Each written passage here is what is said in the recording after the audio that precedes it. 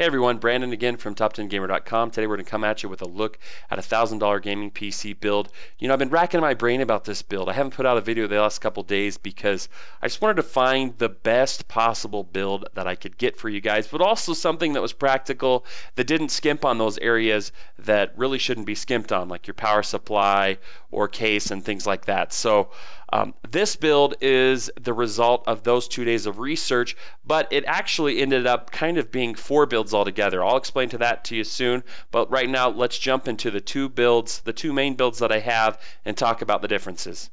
As you can see, for the CPU, we've got the same 2 recommendations. I wanted to provide an option for both Intel and AMD users based on your preference, because I really don't see a huge advantage with either one of these CPUs going forward. Right now I feel like the Intel processor has a little bit better performance when it comes to games and isn't going to bottleneck you at all.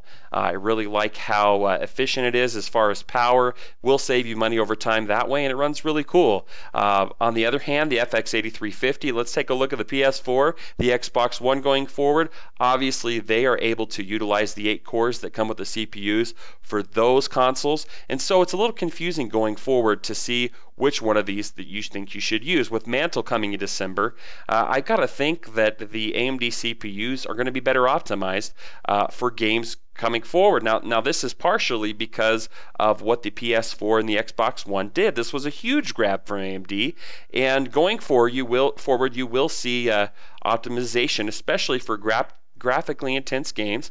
We've already seen it in Battlefield 4 for AMD CPUs. There's another really solid CPU in this category if you have a little bit of experience on your hands and you like overclocking. It's the FX 9370. Now, originally when this came out, it was crazy expensive, really beyond the range of where it needed to be in terms of performance, because you could take the FX 8350 and get very similar results if you overclocked it. But what you get with this CPU is basically a guaranteed overclock and guaranteed performance, which really can reward you if you're going to couple it with at least a medium range liquid CPU cooler like the H100i. For graphics cards here, you can see that the one is the R9 280X and the other is the R9 290. Now these two graphics cards are going to give you the biggest bang for your buck across pretty much every title in terms of what you're going to pay and in terms of the FPS you're actually going to see. Now the difference here between this and what you're getting with NVIDIA right now is I feel like these graphics cards run a little hot, especially the R9 290. They're a little bit hot, they're a little bit loud, they give you more performance, but you know, if you're willing to spend a little bit more here and go with something like the GTX 780, you're not going to get quite as much performance as you're going to get in the R9 290. However, what you are going to get is a very smooth running card that runs relatively cool in comparison to the 290.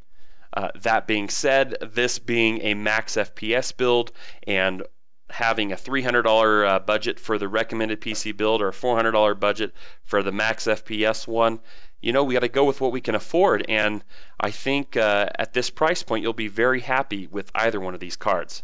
I'm not going to get too much into the motherboards. If you want a little bit more information about that, you can go to the write-up in the description below. But for the socket 1150 processor, the i5-4670K, I'm recommending the Z87 GA-Z87-D3HP from Gigabyte. Probably the best overall value in terms of a Z87 board this month that gives you overclocking features and plenty of other features as well. And on the other side, for an AM3 Plus motherboard, we're going with the ASUS M5A99FX Pro R2.0, which has a pretty decent rebate this month that gets it around to about $115, but still is jam-packed with features. Now on power supply, we're recommending the same thing all across the board. That's the Corsair CX 600 series, with the CX series, but the 600 watt version at least. And the reason for that is it's been on sale this month for super cheap. But I wanted to mention another power supply really quick, and that is the HX750 from Corsair, which this month, if you go to Newegg, it has a $20 rebate, and you can get it for about $89.99 for the 750 watt version. That leaves you a little room to grow there, and it's really a really good value power supply this month for right around $90.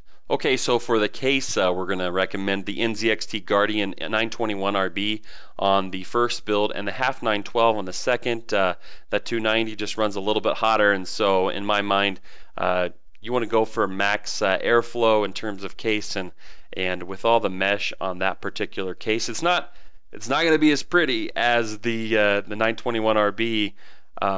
The Guardian, but it is going to give you more airflow, so that's why I wanted to recommend that for the second build. Okay, so for everything else, as you can see with the first build, I've included a solid state drive, and I just want to say that as a gamer myself, I wouldn't even go forward with a computer without a solid state drive. No, the solid state drive is not going to increase your in-game FPS, but what it's going to do is make your life so much better in everywhere else. Your startup for your computer, your loading times on everything you do. When I go into Battlefield 4 and I start a new match, I'm the first one to load in, and I can grab any vehicle I want. That's just a priceless benefit, because in those 32 versus 32 matchups, you know that it's really hard to get a vehicle, so it's just a good way to start up. You know, you can run and grab the attack boat or the LAV or whatever you want, and for me that's a huge benefit, and I'm willing to turn my settings, you know, maybe from ultra with AA on and everything to ultra and remove the AA or whatever I need to there. But having a solid state drive, again, I really think it's a good idea, but again, you don't need it. If you'd rather have max FPS here, obviously the second build we're showing is going to give you that, and the R9 290. Okay, so what kind of performance are you going to get out of this build? Well, let's take a look at Tom's Hardware's most recent GPU review on the GTX 780 Ti, and as you can see in Battlefield 4, for the R9 290, you're going to get 66, 67 frames per second in 1080p, and for the 280X, you're going to get about 54. That's above the GTX 770. The 290 is giving you better performance than the 780 here, and so overall, you're going to have a fantastic experience in a game like Battlefield 4. Even in a game like Crysis 3, you can see that the R9 290 is going to give you that magic 60 FPS number, while the 280X is still going to give you 53. That's on high system specs. So you can always tweak that down if you want to go 60 FPS or well in excess of that. Okay, so that's the end of our PC build, our $1,000 PC build, and my recommendation if you're going for max FPS. Before I go, I just wanted to get a little personal. Hopefully you guys don't mind, and maybe ask you guys a question that you can help me with. So I've had a few comments and questions from people asking whether I put all of these builds together. And the truth of the matter is no, I can't possibly put together every single PC build that I come across. You know, the hardware market, what's on discount, what's on sale changes each and every single day. I have used a lot of the cases, a lot of the power supplies, the RAM, things like that, even the processors, just to help people make computer builds within the last year. But the truth is, I haven't put them all together in conjunction. So I'm not the only one that does this. A lot of people on YouTube aren't really putting together specific builds when they're talking about a particular gaming PC build. They're putting together a hypothetical build. There's a gap of knowledge there, and I recognize that. I understand that completely, and I wish I could put together every build for you. And it's been bugging me for a long time now, and I've been thinking about it each and every single day, how I can get that kind of information in front of you.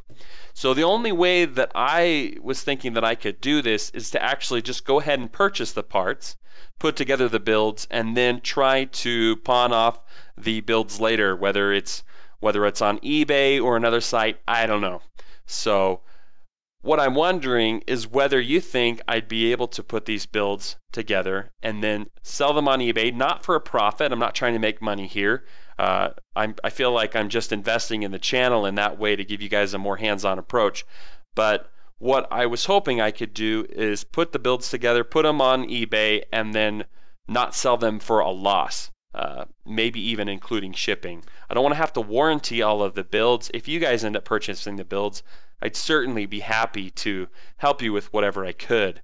But Anyway, your thoughts on that would be really important to me. Hopefully you like this video. We're going to be doing more like it from $1,250 to $2,000. Like and subscribe to see more. Follow me at Facebook and Twitter at Top 10 Gamer. And if you do the Google Plus thing, then you can leave me a comment below. You can also copy and paste the Bob message or whatever we've been seeing everywhere. And we'll see you next time.